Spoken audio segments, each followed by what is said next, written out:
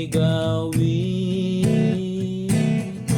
Ako ngayon ay iyong subukin. Ako'y hugasan, paputiin, nakatungong ika'y hihintin. Kalooban mo ang siyang sundin. Ako'y tulungan ang dalangin. Kapangyarihan ay iyon rin. Hipuin mo ang pagalingin. Sundin mo ang iyong kalooban. Ako'y sakupin ng lubusan hanggang si Kristo ay mamasdan. Tanging sa akin tumatahan.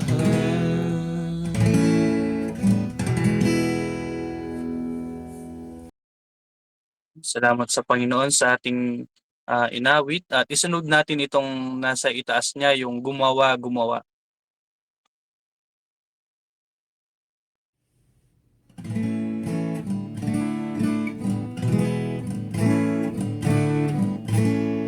Gumawa, gumawa, tayong lingkod ng Diyos sa daang iniya, tas tayo'y sumunod. Baguhin ang lakas sa yamang kaloob, at kung magkagayoy di tayo lulugmok. Gumawa, magangan, maghintay, magpuyat, umasa, gumawa. Ang guro'y babalik agad. Gumawa, gumawa, kusang ipakain, kabuhayang tinapay sa tumarain. Ang may mga damdam kay Jesus ay dalhin, sa pag-ibig niya sila ay gagaling. Gumawa, maghangad, maghintay, magpuyat, umasa, gumawa. Ang guro'y babalik agad. Gumawa, gumawa, ang lakas ay hingin, ang hari ng sama ay upang masupit. Bihatin na bihag ang naagaw natin sa harap ng Ama nating mahabagin. Gumawa, magangan, maghintay, magpuyat, umasa, gumawa. Ang guro'y babalik agad.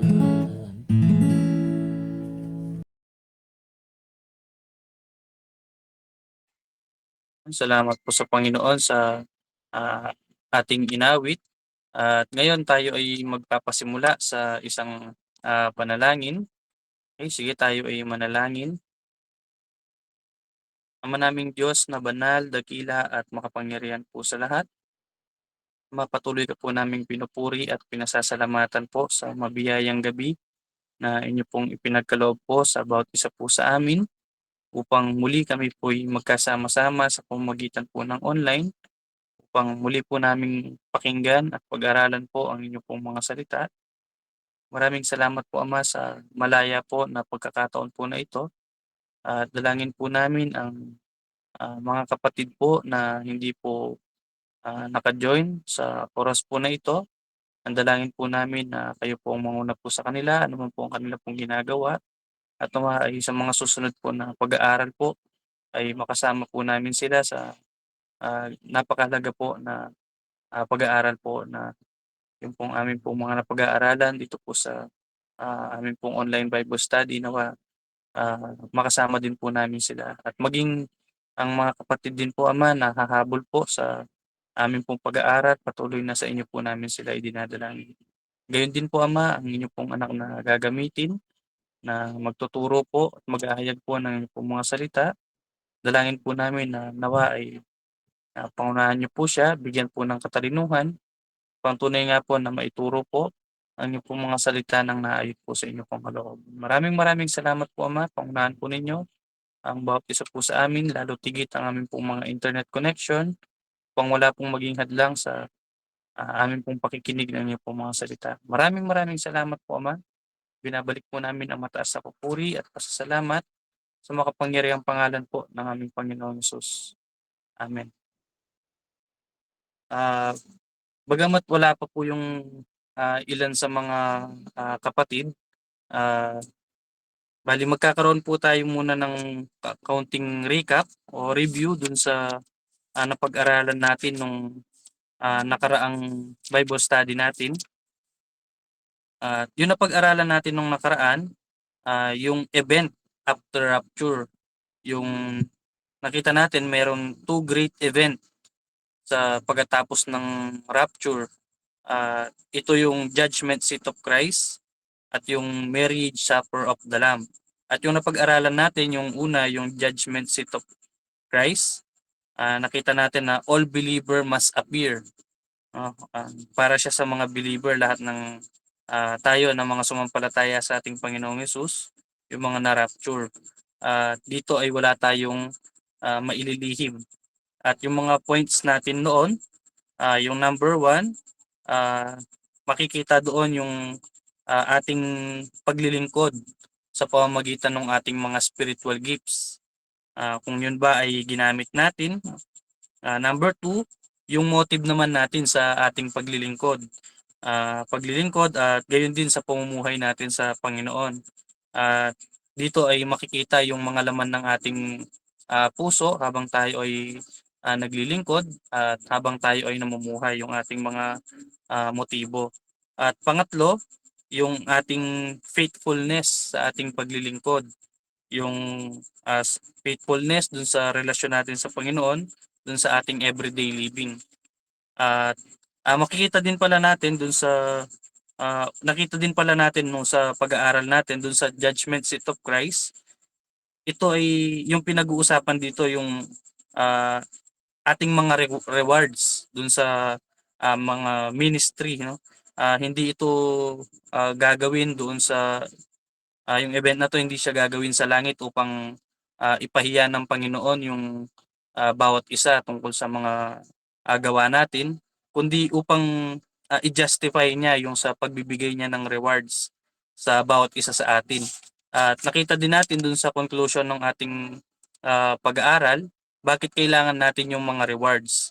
At ang sagot doon, ang naging sagot doon ay ito rin kasi yung mga ihahandog natin sa Panginoon sapagkat wala naman tayong ibang maibibigay sa Kanya kundi yung mga rewards din na nanggaling sa ating Panginoon. At ngayon ay ang alam ko ay mag-skip muna din tayo dun sa ating um, lesson. Ang next lesson sana natin is yung different rewards. Pero ayun nga, uh, ngayon ay para sa ating Bible study. bibigay ko na kay Brother Jan.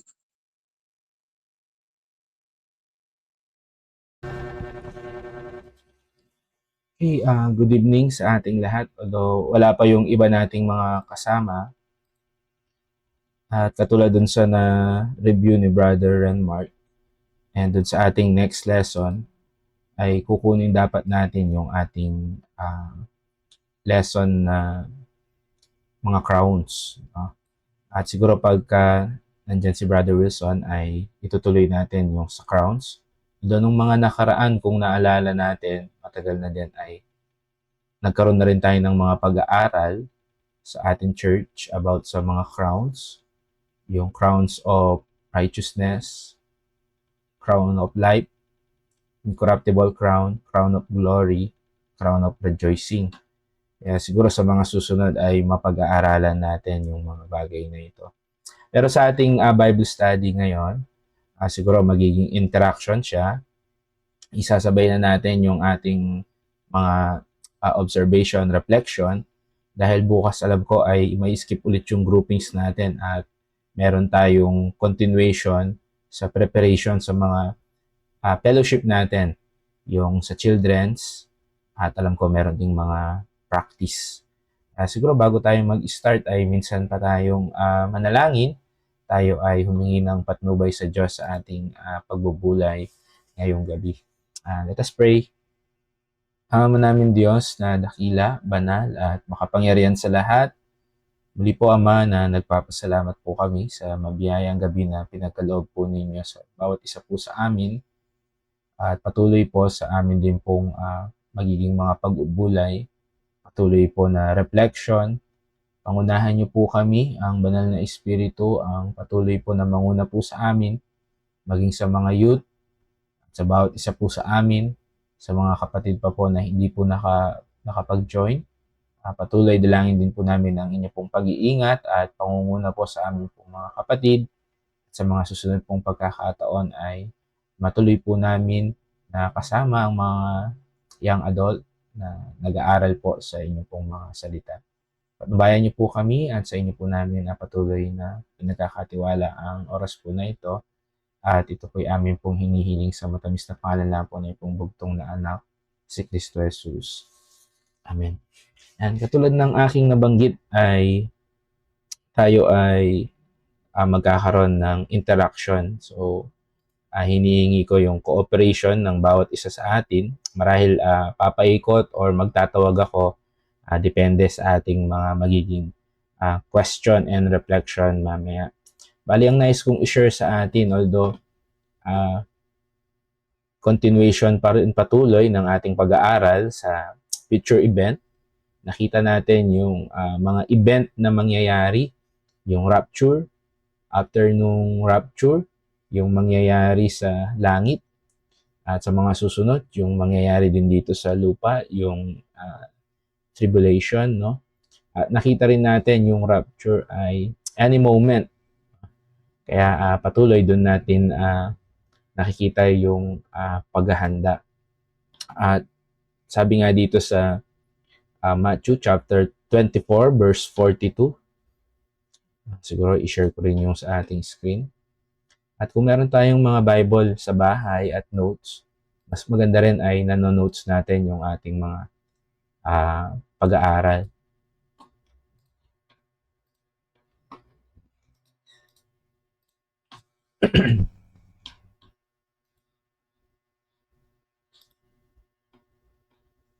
Okay.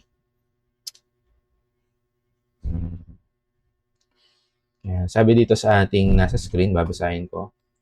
Kaya't maging handa kayo dahil hindi ninyo alam kung kailan darating ang Panginoon. Ito yung mga nakaraan na pag-aaral natin. Napakalinaw dito ng sinabi ng ating Panginoong Jesus. Watch therefore, for ye know not what are your Lord that come. Sabi sa Tagalog, hindi ninyo alam kung kailan darating ang Panginoon.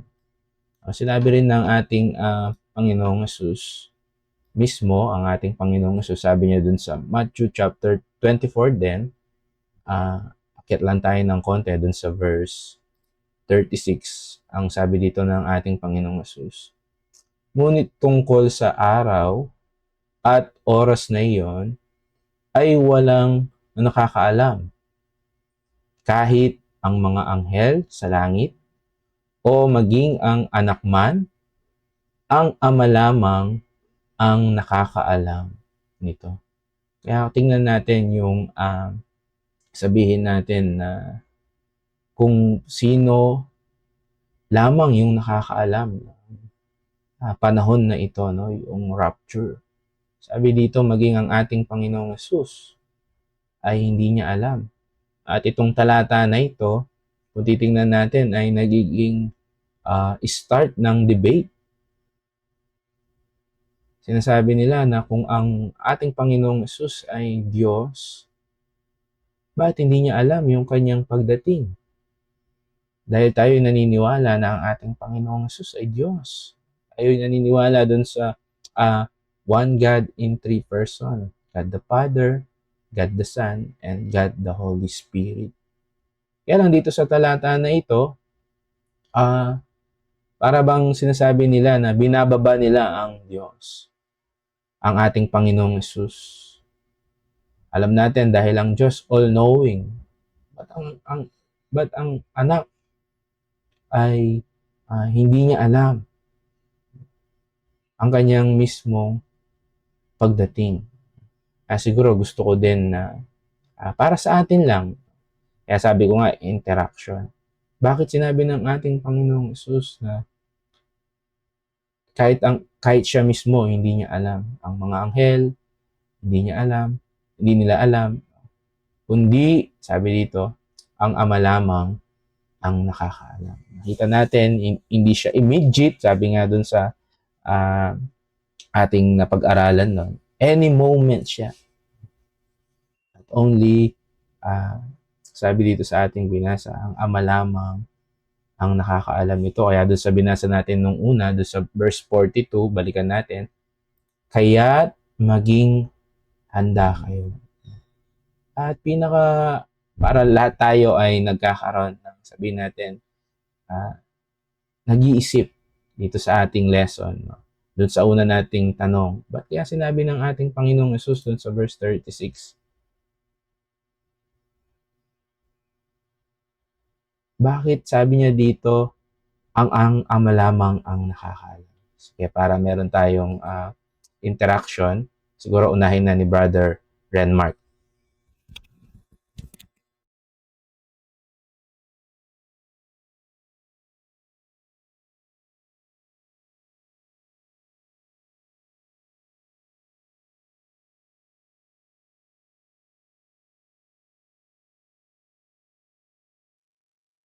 Hello po.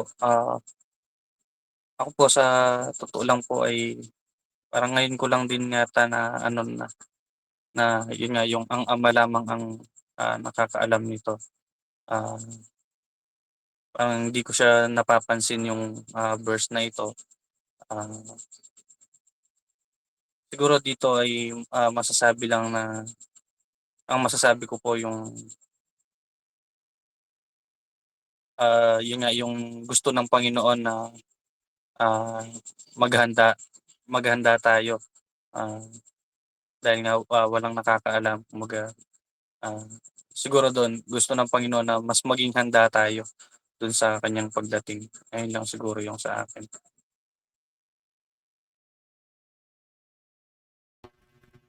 Brother Bryle, si Ching.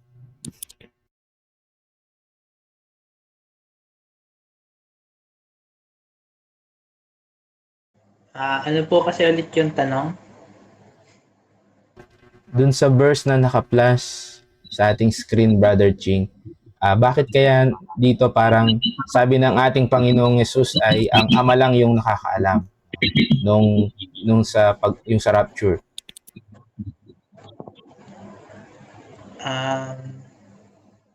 Siguro,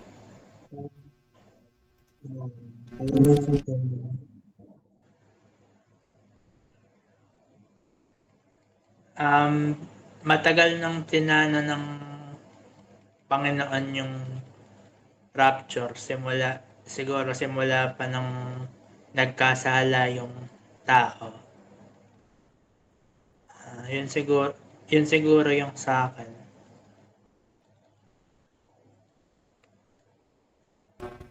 Sister Elaine?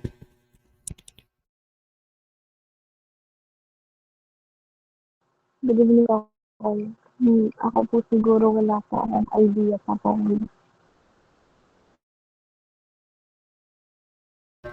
Sister Pat? Good evening po. Para sa akin po, para hindi tayo maging kampante at yun maging laging handa at yung siguro sa paglilingkod din po yung nakafocus lang po. Yun lang. Si Brother Haven?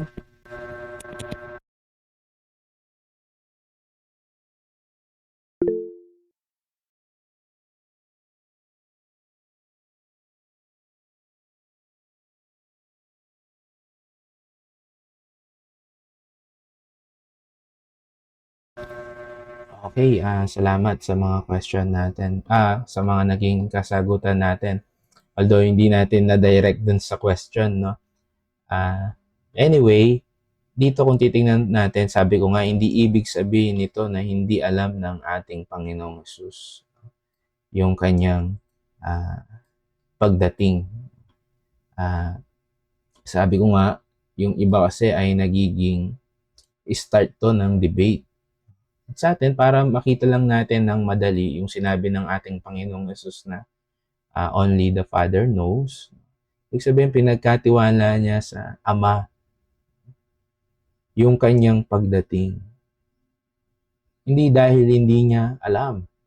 Dahil alam natin, ang ating Panginoon ay all-knowing. Alam niya yung lahat ng bagay. Pero ito'y pinagkatiwala niya sa Ama. Katulad nung kanyang kamatayan.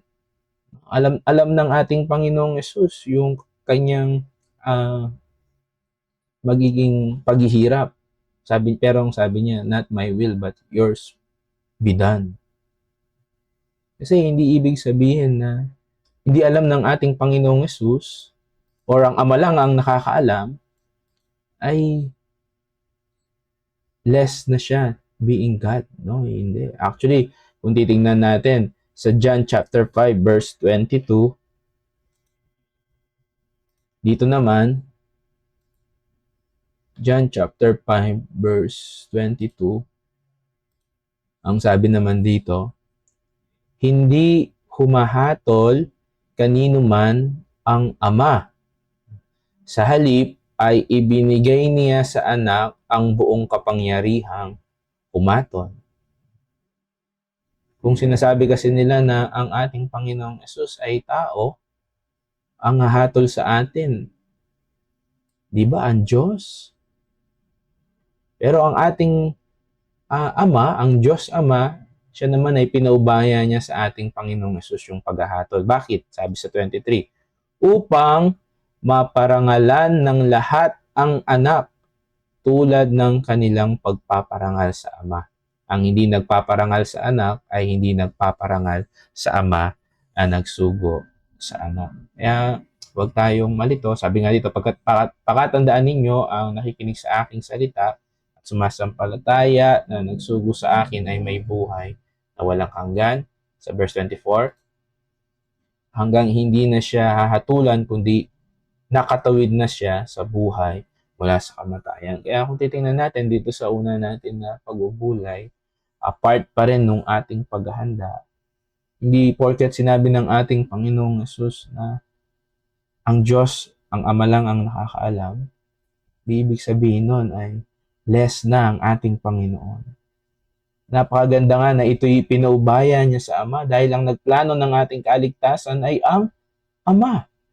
Kanina nga nasabi ni Ching, simula nung nagkasala ang tao, nakaplano na. At yun ay pinaubaya ng ating Panginoong Hesus sa Ama. Kaya nga sabi, dun sa talata na binasa natin, dun sa verse 42 sa English, sabi doon, watch, therefore. Maging handa kayo. Kasi kisap mata lang ang mangyayari nun. At ang ating Panginoong Yesus, yung panahon na yon ay pinaubaya niya sa Ama kung kailan. Ang Ama naman, pinaubaya niya sa anak yung paghahatol, yung judgment. At sa ating mga believer, yung judgment ay reward. Kasi wala na yung parusa ng ating kasalanan. Sabi yan sa Roma chapter 8 verse 1.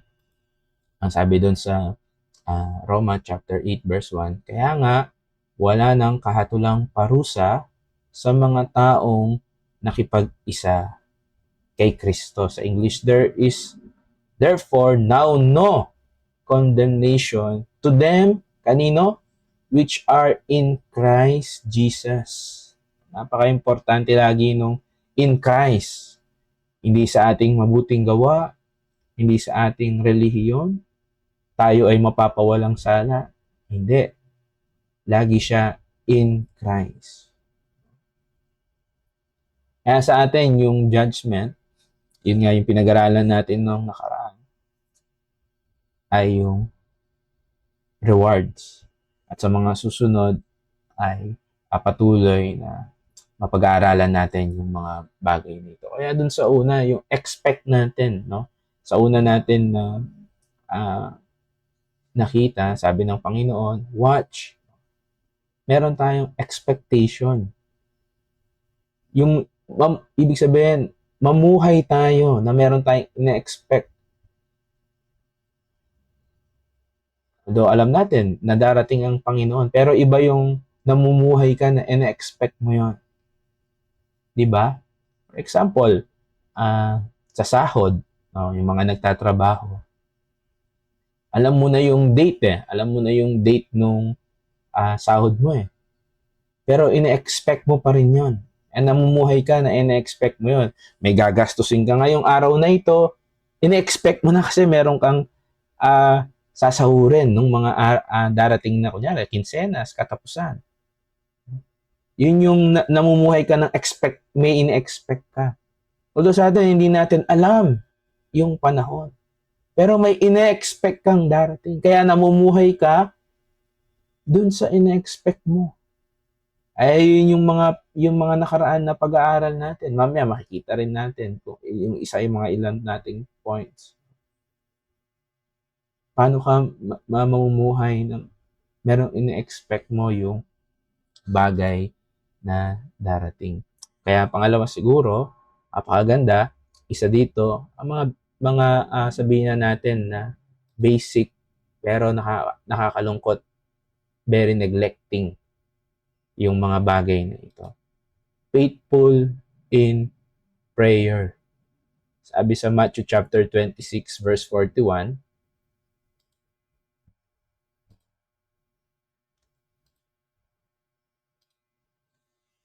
ang Panginoong Hesus, siya rin yung nagsasalita dito. Ito yung bago maghirap ang ating Panginoon. Sabi niya dito, magbantay kayo at manalangin upang huwag kayong madaig ng tukso. Ang espiritu ay nakahanda, ngunit ang laman ay mahina. Yung background nito, kung titingnan natin, basahin natin yung verse 38.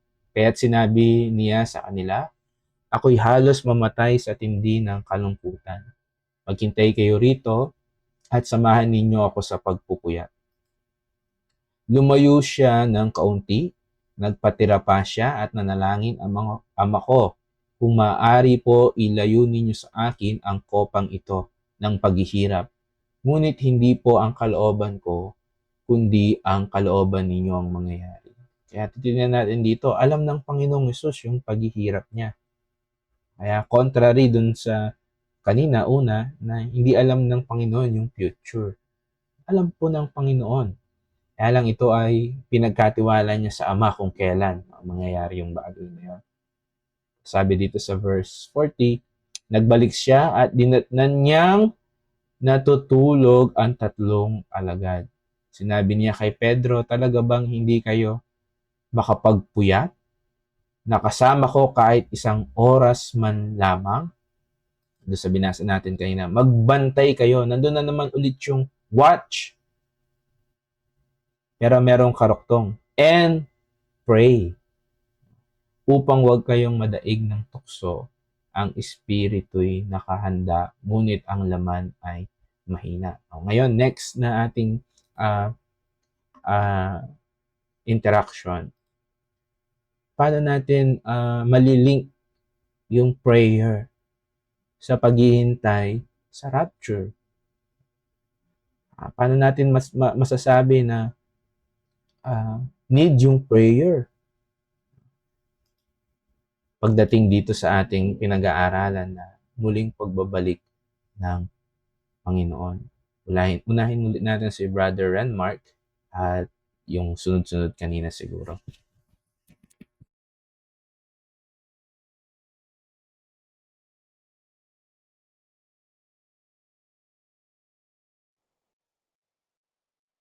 Hello po. Siguro para sa akin po, malilink natin yung prayer dun sa paghihintay sa Panginoon.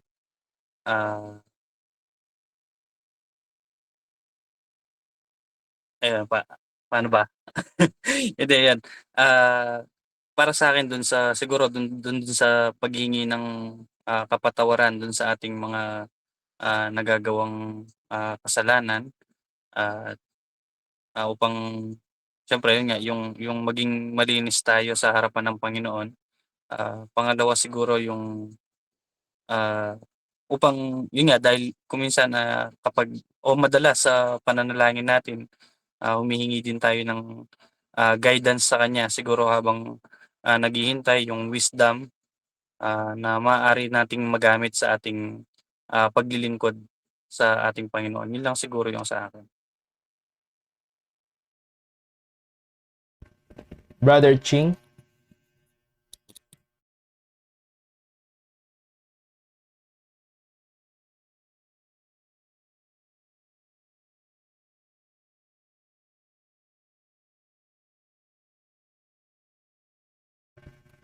Andyan ba si Brother Brian, Brother Ching?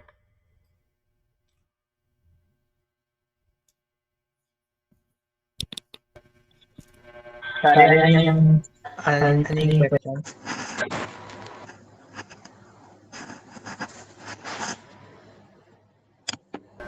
Hello, Ching?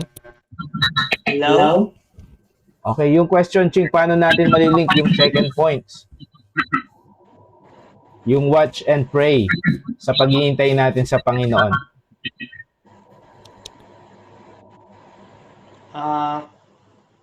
Siguro para sa akin, yung watch and pray na yun, bali bilang mga mananampalataya, dahil alam na natin na darating yung Panginoon balang araw, ay dapat lagi tayong maging maingat, at dahil makasalanan yung mundo, kaya kaya bilang mananampalataya, lagi tayong handa dapat.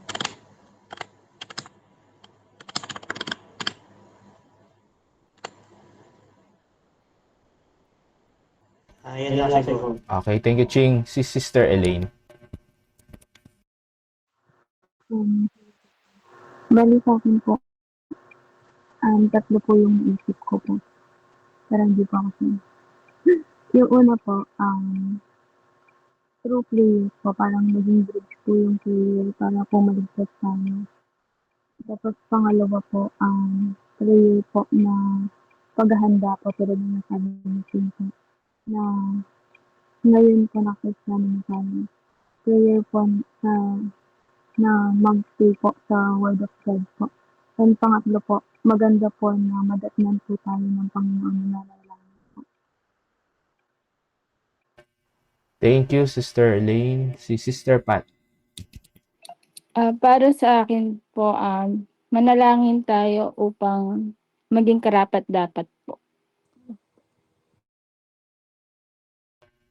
Brother Haven.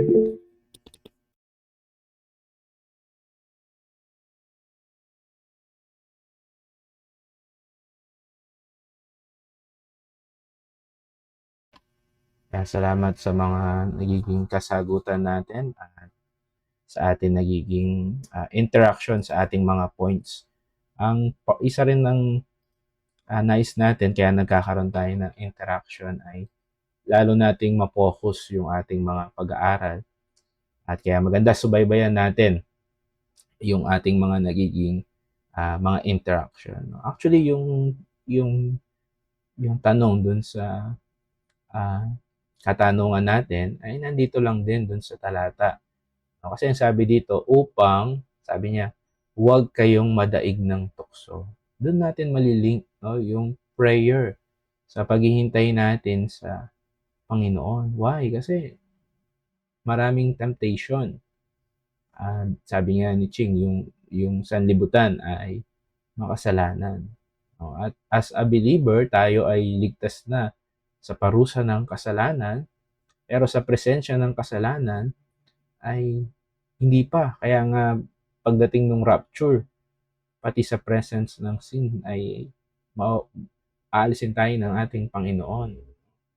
Kaya dito, habang nandito tayo sa lupa, yung prayer ay hindi lamang para humingi ng ating mga needs, pangangailangan natin sa ating Ama, pero ito rin ay para tayo ay tulungan, para tayo ay lumayo sa tukso.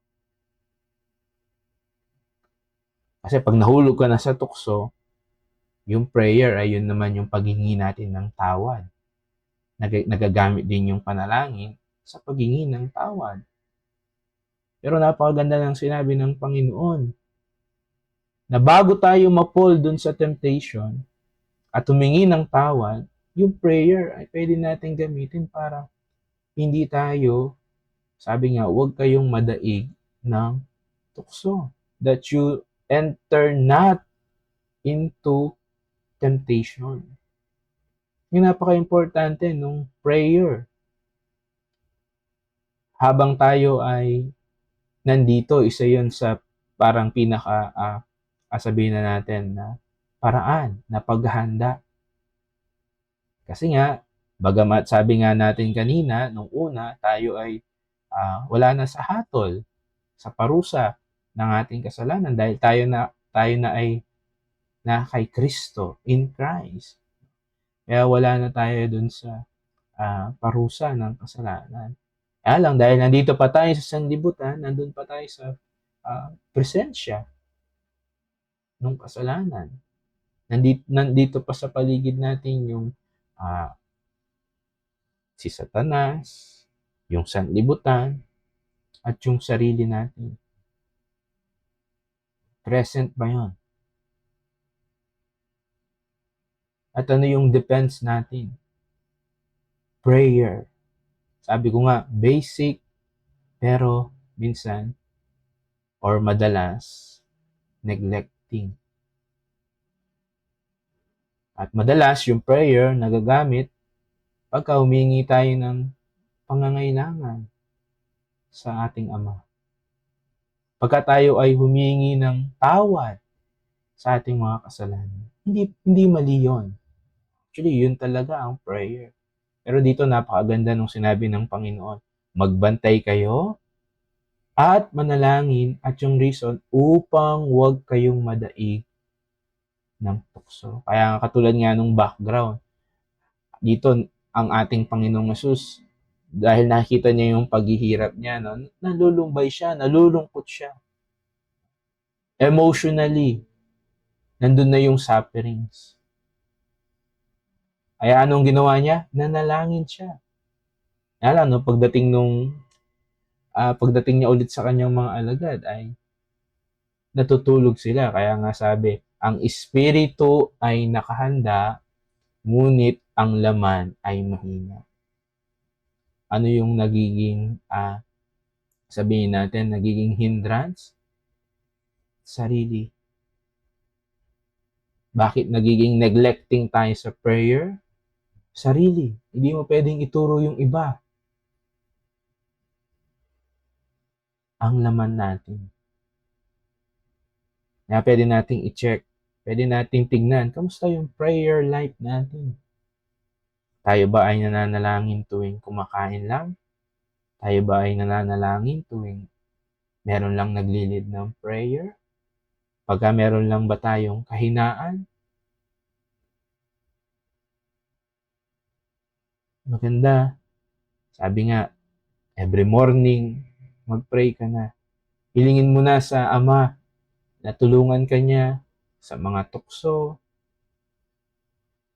At pagka nakikita mo lumalapit yung tukso, mag-pray. We are not perfect. Pero salamat, nandyan yung prayer para tulungan tayo. Sabi nga sa English, napakaganda. That ye not enter into temptation. Kaya yun yung pangalawa. Una, nakita natin na live in expectation. Wag lang natin expect, kundi live. Yung mamuhay tayo. Si Paul, pag ginagamit yung mamuhay, yung lumakad, everyday life, ipamuhay natin na ine-expect natin na darating ang Panginoon. Kasi pagka ganun yung expect natin, gusto natin na handa. Ibig sabihin na pag nakita tayo ng Panginoon ay hindi tayo nandun sa nakakahiyang sitwasyon. No? Kaya nandun yung live. At paano yon? Sabi dito sa second, prayer. Watch and pray. At sabi din dun sa 2 Thessalonians chapter 2, isa rin to sa sinabi ni Pablo. At kayo din maging watch kasi after nito, maghanda din kayo. After nito, meron na naman tayo na interaction. Sabi dito sa 2 Thessalonians chapter 2 verse 3,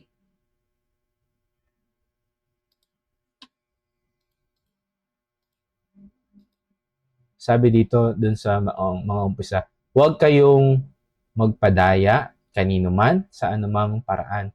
Ito na kasi yung kung babasahin natin dito siguro basahin natin yung verse 1. Mga kapatid, tungkol naman sa pagbalik ng ating Panginoong Jesucristo at sa pagtitipon sa atin upang makapiling niya, nakikiusap kami sa inyo na huwag agad magugulo ang inyong isipan o mababahala kung mabalitaan ninyong dumating na ang araw ng Panginoon. Huwag kayong maniniwala kahit sabihin pa nila iyon ay pangangaral o pahayag o sinulat namin. Huwag kayong magpadaya kanino man sa anumang paraan. Hindi darating ang araw ng Panginoon hanggat di pa nagaganap ang huling paghimaksik laban sa Diyos at ang paglitaw ng suwail na itinakda sa kapahamakan. Sa ating Bible study, pinag-aaralan natin yung mga bagay na sinulat ni Pablo dito sa mga taga-Thessalonica at nadaanan natin yung mga bagay na ito, yung Antichrist, apostasy, ito yung tinutukoy ni Pablo. Pero gusto ko pong pansinin natin dito, let no man deceive you by any means. Huwag kayong magpadaya kanino man. Paano din naman natin ililink ito sa ating paghihintay sa Panginoon? Na paano tayo wag madaya? Yun yung ating sigurong question. Paano tayo hindi madadaya?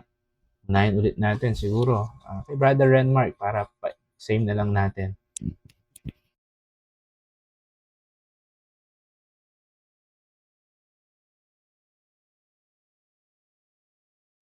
Hello po. Pwede pong paulit po uli yung yung pinaka-question po. Paano tayo hindi madadaya, Brother Renmark?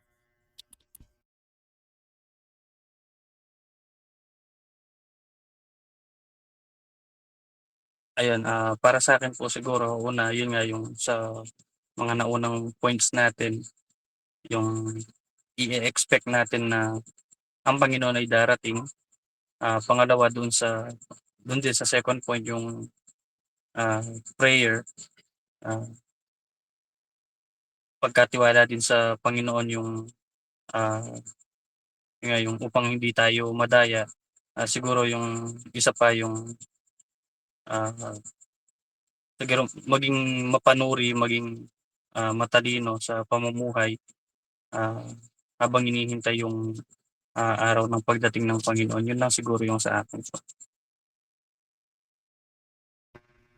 Brother Ching, Ryle?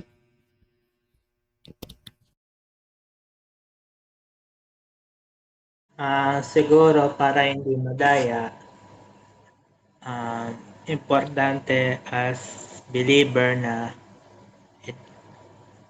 pag-aralan yung mga salita ng Diyos, at although tinuturo rin na wag lang head knowledge, pero importante pa rin na merong head knowledge yung nakasama yung faith mo para hindi hindi ka magkamali, hindi ka ma-mislead sa pananampalataya, at yung yung hindi mo idadaan lang sa sarili mong paraan, dahil meron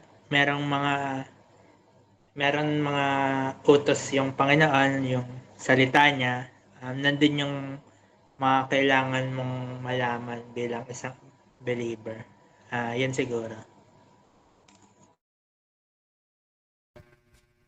Sister Elaine? Kasunod-sunod natin, Sister Pat and Brother Haven. Sa akin po kaya, para po hindi madaya, magbasa po ng Biblia. Tapos, sa dami po ng turo ngayon po sa iba't ibang organization pa, make sure muna na grounded ka po by the word of God. Ayun po.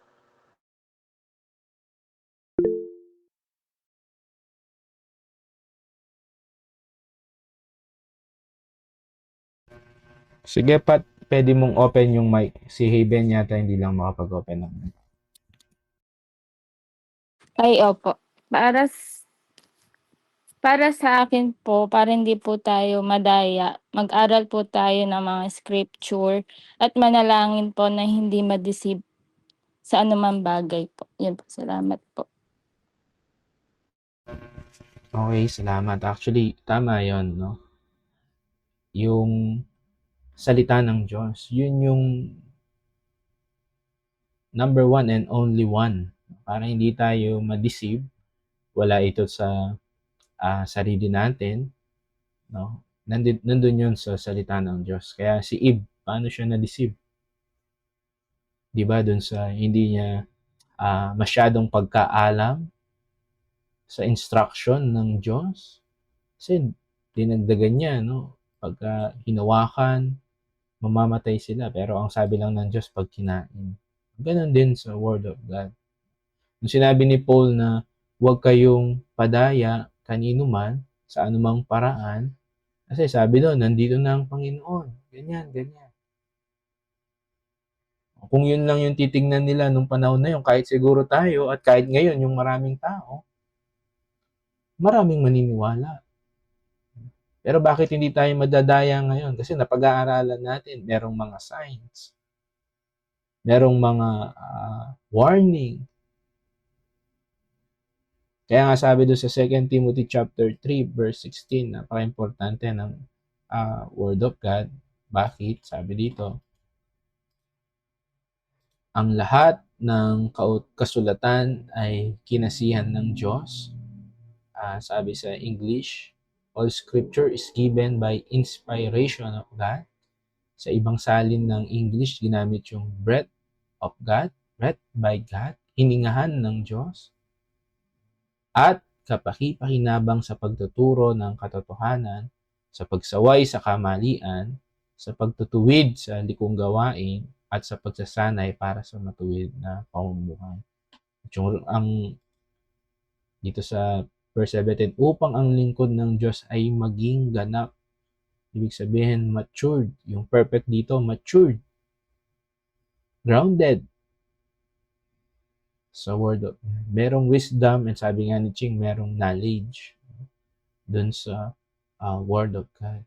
Importante talaga yon, knowledge and wisdom. At hindi maganda kung knowledge lang. At handa sa lahat ng mabubuting gawain.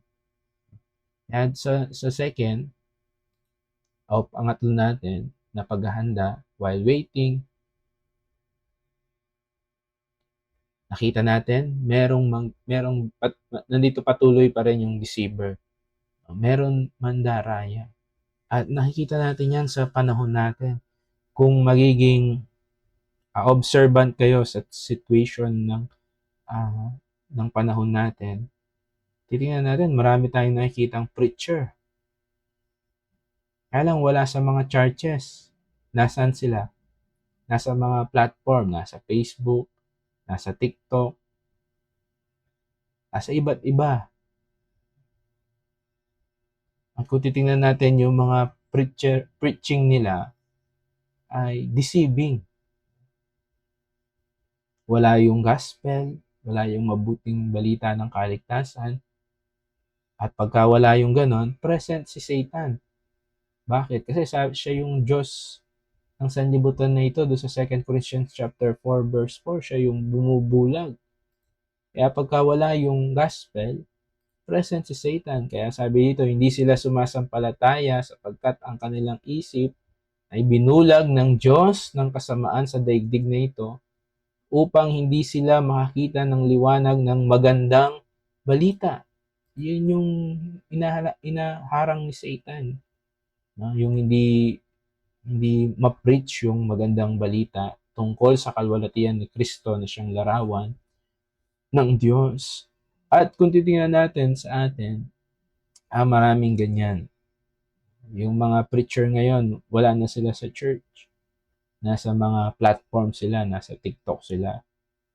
At hindi nila pinopoint kay Jesus para maging disciple nila. Maging disciple sila ni Jesus. Ang gusto lang nila, followers para income nila. Yan yung nakakalungkot.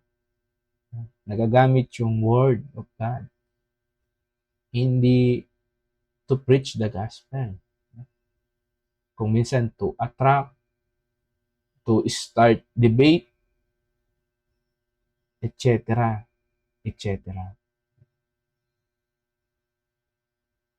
At maraming nadideceive. Tayo, hindi natin inaalam, pinag-aaralan yung Word of God para mag-start din ng debate, no? At huwag natin gagawin yun. Sa unbeliever, ang kailangan lang natin i-preach ay yung gospel. Kamatayan ng ating Panginoon dahil yun yung makakapagligtas sa Kanya kung paniniwalaan niya, sabi sa 1 Corinthians chapter 15. Yung kamatayan, pagkalibing at muling pagkabuhay ng ating Panginoon. Tayo, nais natin mapag-aralan ito. Number 1, para makita natin yung kagustuhan ng Diyos. Sabi nga doon sa binasa natin doon sa 3:16, yung 17, upang ang likod ng Diyos ay maging ganap at handa sa lahat ng mabubuting gawa. Masunod natin. Tama na ang mabuting gawa ay hindi part ng kaligtasan natin. Pero tayo ay diyan ginawa. Sabi nga dun sa Ephesians chapter 2, verse 10. Tayo ginawa para sa mabuting gawa. Para masunod natin yung salita ng Diyos. Hindi para maligtas tayo sa mabuting gawa. No. Actually, hindi natin kaya yun dahil masama tayo. Pero dahil sa banal na Espiritu, yan yung bunga niya. Yung love. At para hindi rin tayo ma-deceive. Kasi pag na-deceive tayo, why? Pag na-deceive tayo, yung life natin ay corrupt na rin. Yung service natin ay magiging corrupt na din. Anong nakaraan, napag-aralan natin yung motive, yung goal natin sa paglilingkod. Para ito ay hindi parang dayami na masusunog.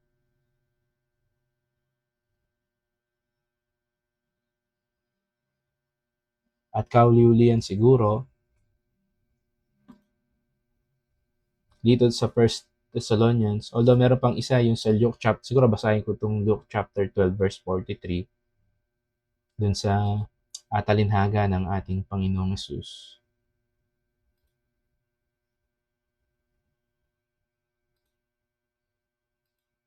Sabi dito, pinagpala ang aliping madat ng gumaganap ng tungkulin pag-uwi ng kanyang Panginoon. Blessed is the servant whom his Lord when he's come shall find so doing. Kaya kanina, prayer, reading, serving. Madatnan tayo ng Panginoon na gumagawa.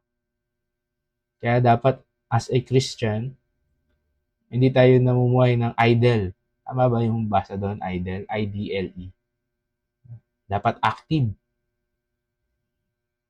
Di ba? Sa messenger, yung kulay green, active yung ibig sabihin nun eh. Pero pag walang kulay, naka-idle kung minsan. Dapat active tayo as a believer. Serving. Kaya nga meron laging sinasabi yung save, sit, satisfied. Dapat serving. At kauli-ulian, sabi dun sa 1 Thessalonians 4:18, nakita ko ay oras na rin.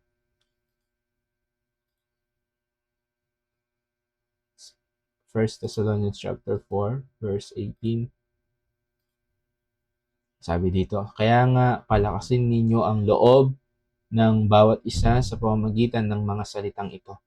Ang tinutukoy dito yung teaching about sa rapture. Sabi dito sa 17. Pagkatapos tayo namang mga buhay pa at natitira ay titipunin sa alapaap kasama ng mga binuhay upang salubungin ng Panginoon sa impapawid. Sa gayoy, makakapiling natin siya magpakailanman. Kaya nga, palakasin ninyo ang loob ng bawat isa sa pamamagitan ng salitang ito. Ito yung encouragement, no? One another in hope. Kaya nakikita ko dahil pinag-aaralan natin yung about sa rapture. Etong bagay na ito ay ginagawa natin. Nako-comfort. Sabi nga dito sa English, we're comfort one another with this word. May comfort, di ba? Ang napag-aaralan natin tong future event. Kasi makakasama na natin ng Panginoon. At kung doon sa question natin, paano natin ililink ito, napakadali. Atin itong encourage sa iba. Ibig sabihin natin sa iba. Yun yung encourage. Yung encouragement kasi is came sa word of God, sa salita ng Diyos. Yung iba, nag-encourage sila minsan in their own. No? Bibigyan nila ng something, ipiplease nila, kapatid, ganyan. Pero yung nakaka-encourage, yung word of God. May comfort doon. Dahil yun ay salita ng Diyos. Minsan, painful, pero nakakagaling, healing. Spiritual condition, no? Hindi physical condition. Spiritually. Na-align tayo dun sa gusto ng Diyos sa atin. At itong pinag-aaralan natin, dahil ito'y hope, ito ay promise. Nagbibigay ito ng comfort, strength. At nawa ang bawat isa sa atin ay maging daluyan. No? Encourage natin ito. Kaya napakaganda yung pag-aaral natin na ito ay form na ini-encourage tayo sa mga salitang ito, sa mga turo na ito. Na muli ang ating Panginoon ay darating. Kaya mga kapatid, sa ating mga young adult, though wala yung iba nating mga kasamahan, tatlong mga basic pero neglecting madalas. Ilang beses sinuturo sa mga iba't ibang kaparaanan, pero nakita natin na napaka-importante pala nito. Yung prayer, para hindi tayo pumasok sa tukso. Hindi lamang humingi ng tawad, pangangailangan, kundi para iiwas tayo sa tukso. Para pag dumating ang Panginoon, tayo nakita niyang namumuhay ayon sa kalooban niya at hindi sa laman natin. Ay mahina yung laman natin. Kailangan natin na mag-aral, na hindi lamang yung nakikinig lang tayo. Though maganda yung nakikinig dahil sa pakikinig, nag-i-start yung pananampalataya. Pero katulad nga ng mga Berean, believer, napakinggan nila at inaral nila. Kasi ayaw nilang madaya. At sabi ni Paul, huwag tayong padisib. At kailangan din natin ng mag-aral ang salita ng Diyos. Kasi doon nag-i-start yung discernment. Yung simple lang na form ng deceiving ay nakikita mo dahil sa Word of God. Kaya lang kung hindi tayo grounded, sabi nga natin sa mga naging reflection natin, kung hindi tayo grounded sa Word of God, nadaya ka na ay hindi mo pa.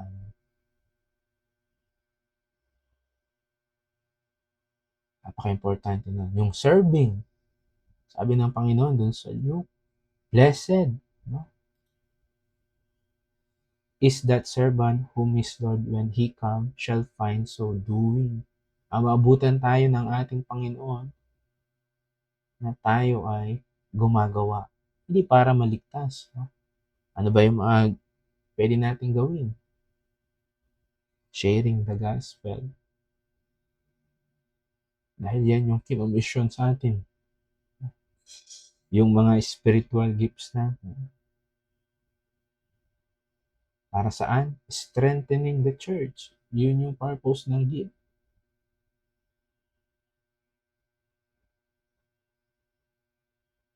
Encourage one another. Ilan lang to sa pwede nating idagdag na paghahanda habang hindi pa tayo kinukuwang muli ng ating Panginoon. Ay nawa, hindi lang ito maging, sabi nga ni Brother Ching kanina, knowledge. Itong mga bagay na napakinggan natin.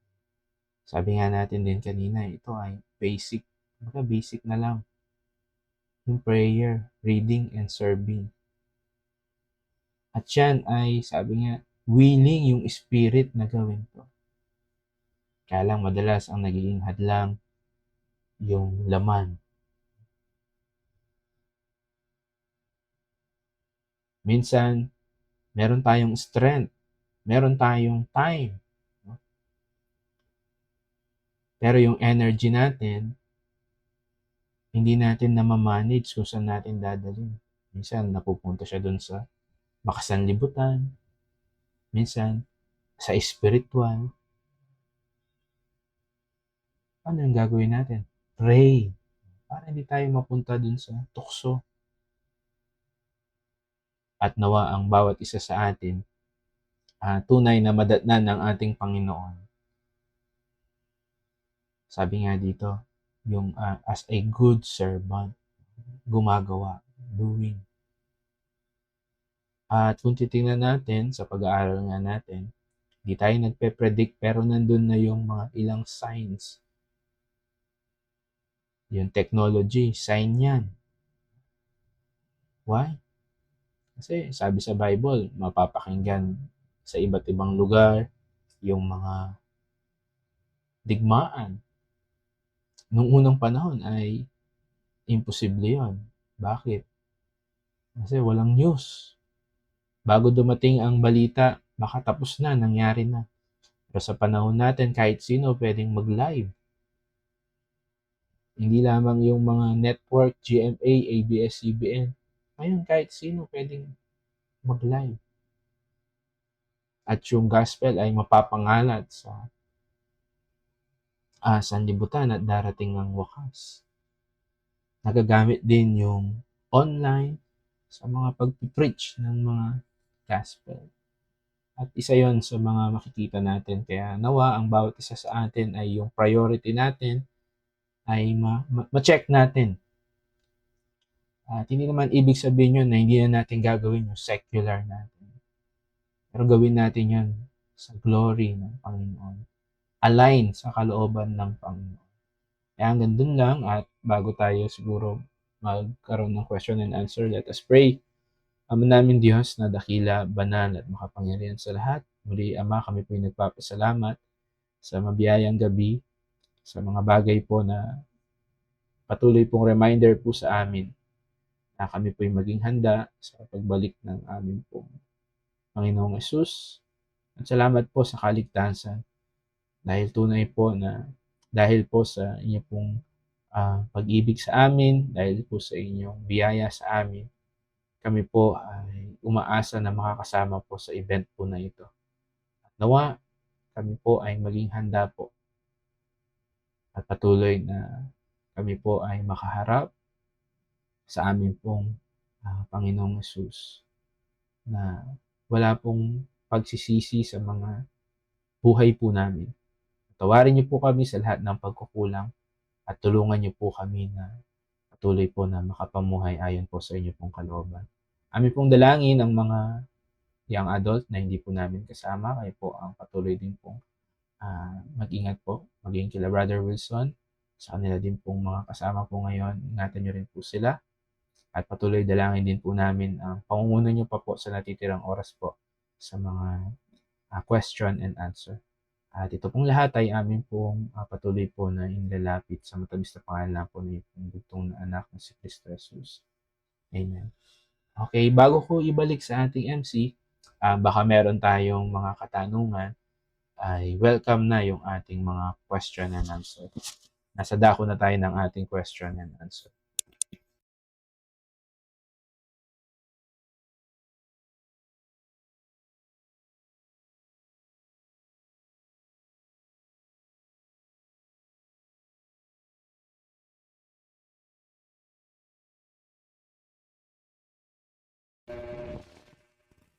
Okay, balik ko muna sa ating MC.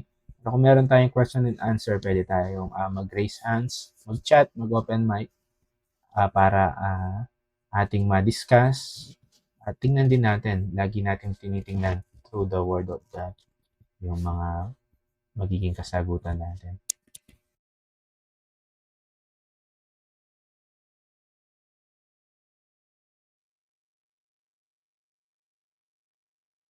Okay, salamat po sa Panginoon sa ating napag-aralan, maging sa ating kapatid na nagturo.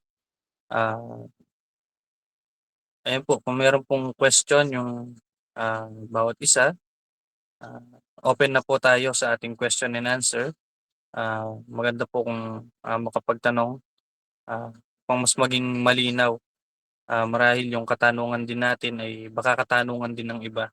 Kaya maganda ay naitatanong natin yung mga bagay na to.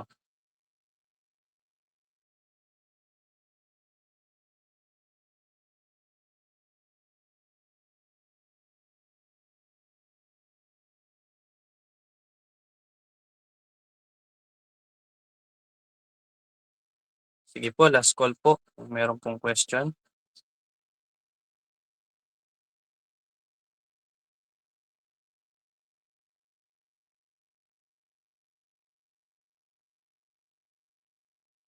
Marahil po ay ang meaning ng ating silence ay naintindihan natin. Ang naging pag-aaral natin, yung mga naging interaction natin. Patuloy nating pasalamatan ng Panginoon sa mga ganitong pagkakataon. At nawa siguro ay encourage din natin yung ibang mga kapatid na makapag-attend dito sa ating online Bible study sa ating mga young adult. Dahil napakahalaga din ng ating pag-aaral at nagiging mas interesting yung mga topic natin. Para sa ating pagwawakas, kausapin natin si Brother Bryle para sa ating closing prayer.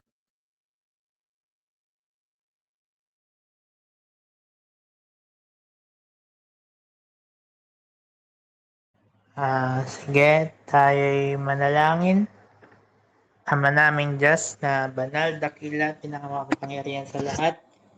Maraming salamat po para sa pag-aaral na ibinigay niyo po sa amin ngayong gabi about sa patuloy na pag-aaral namin sa Rapture. Maraming salamat po at sana po ay samahan niyo po kami sa aming pagkawalay-walay ngayong gabi at sana po ay samahan niyo rin po kami para sa aming pagtitipon bukas sa lingguong gawain. Maraming salamat din po at sana po ay samahan niyo rin kami sa aming araw-araw na pamumuhay upang kami ay maging handa sa pagdating niyo at